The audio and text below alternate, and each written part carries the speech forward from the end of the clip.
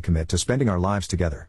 But I was so focused on managing wedding logistics and trying to be supportive that I didn't push harder for clarity about what she meant by missing something important.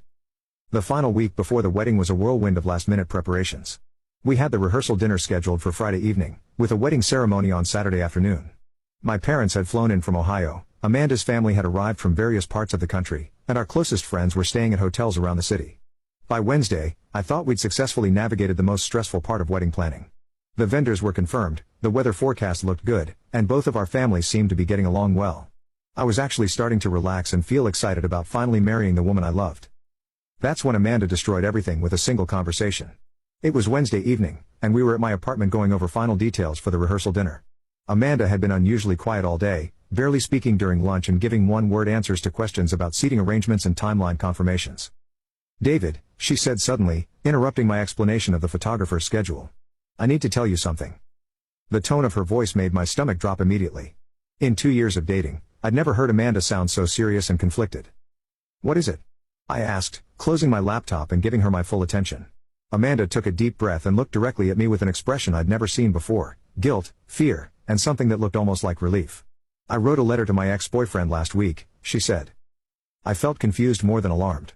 Amanda had dated someone named Marcus for about 3 years before we met, and they'd broken up roughly 6 months before we started dating. She'd mentioned him occasionally in passing, usually when telling stories about college or explaining why she didn't like certain restaurants or movies. It had never seemed like a relationship that ended with unresolved feelings. "Okay," I said slowly. "What kind of letter?" "I asked him to come stop our wedding," she said quietly. "I told him I think I'm making a mistake marrying you." The words hit me like a physical blow. I stared at Amanda for what felt like several minutes, trying to process what she'd just said. "You asked your ex-boyfriend to stop our wedding?" I repeated. "Yes. Because you think marrying me is a mistake?" "I don't know," she said, tears starting to form in her eyes. "That's why I wrote to him.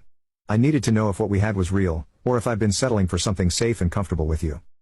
"Did you mail the letter?" I asked. Amanda nodded. "Yes, and he wrote back. He's driving here from Denver. He should arrive tomorrow." I felt like I was having an out-of-body experience. My fiance had written to her ex-boyfriend, asking him to stop our wedding, and now he was driving across multiple states to do exactly that. This was happening 3 days before 150 people were supposed to gather to celebrate our marriage. "How long have you been questioning our relationship?" I asked.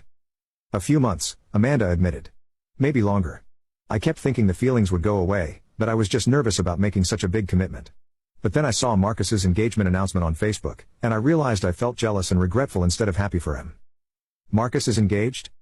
"He was," Amanda said. "But he broke up with his fiancée after he got my letter."